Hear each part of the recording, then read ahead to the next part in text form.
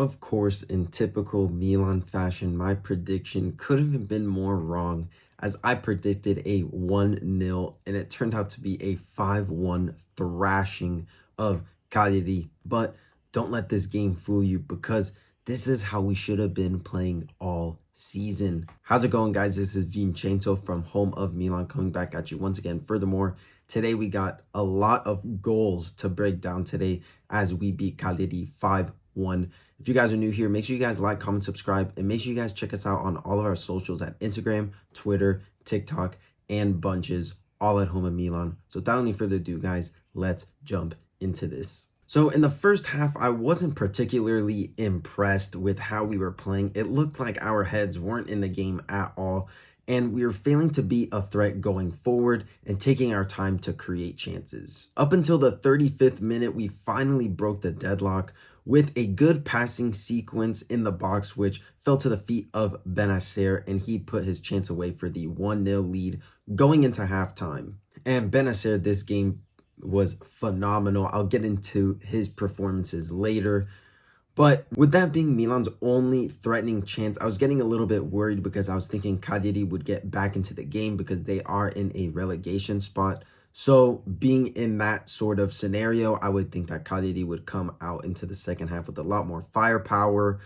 But I was completely wrong. And we saw the introductions of Okafor, Leao, and Tomori. And man, we looked so much more better and more fluid. And Okafor having that mobile striker type build is most definitely suited best for how this team likes to play. And Okafor, for his efforts, did end up getting an assist later on in the match. And before the hour mark, Leao plays a nice little through ball to Pulisic for him to run onto, and he's one-on-one with the Cagliari goalkeeper and bags away his first goal of 2 in this game. And Pulisic, once again, being a catalyst in today's game, being threatening towards goal and being in great positions to receive the ball. Cagliari would get a goal of their own by catching the defense sleeping and not seeing this run come into the box. And this has become an issue for us because we can't predict or cover the space that the opposition is going to be in before they score. We must fix this issue before more teams take advantage of our poor man marking and our poor positioning in the defense. And this is where I think Mike Maignan kind of plays his hand in the defense, kind of organizing his box and organizing his defenders to be in the proper positions that they need to be to counter these types of goals. But reports have been saying that it's either one of Theo or Mike Maignan to possibly leave this summer. I'm thinking more so it's going to be Maignan just because Theo has definitely cemented his spot, I think, in this team. Obviously, it's more than clear that he is the best left back in the world. I can't really name others. Maybe you could argue Grimaldo or maybe Camavinga, but then there's that gray area that he's a midfielder. But regardless, I think Theo has more so cemented his spot than Mike Maignan just because Maignan with all these injuries that have been coming into play and all that. So I think going into next season, we need to be looking at a goalkeeper who can organize his box and can organize these players to be in the proper positions that they need to be in to counter these types of goals. And with the game being 2-1, Milan were looking to extend the lead and did exactly that with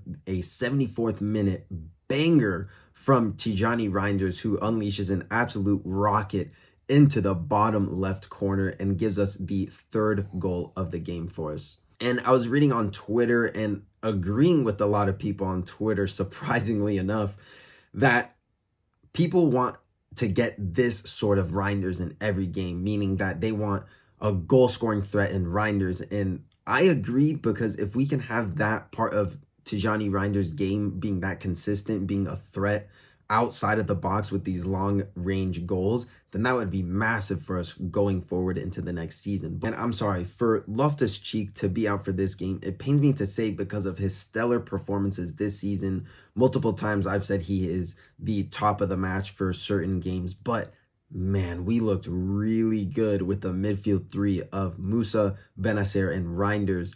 And maybe this is a midfield that we can maybe explore with next season. And the damage keeps coming to Cagliari. And when you see Rafa Leao running at you one-on-one, I would say 8 to 9 times out of 10, Leao was going to put away his chance, and he did exactly that, just dribbling right past the goalkeeper like he wasn't even there.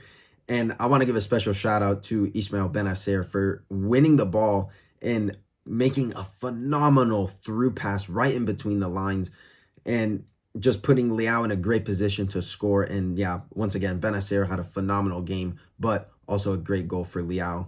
And even though Leao came in as a sub for this game, this was one of his best games for sure, grabbing a goal and an assist. But this is what we need from Leao in the bulk of the season, not just popping up in these moments where he gets an assist and then kind of ghosts for a couple games and then gets a goal and an assist. And it needs to be a lot more consistent for Leao. And I'm hoping that a coach who comes in next season can really get the best out of Leao because, man, he was electric this game, just playing 45 minutes. He was absolutely sensational. And the last goal of this thrashing was set up nicely by Noah Okafor, who beats his man with a bit of skill and a bit of pace, who crosses it into Pulisic, who settles it nicely and takes a shot on the half volley and gets it cleared off of the line. But thanks to goal line technology, the ball did pass all the way across the line. So it counted for Milan's 5th goal of the game. And like I said last video, I really hope that Noah Okafor can get a chance next season because, man, we look so much more better with Okafor on the pitch than Giroud, because with Giroud,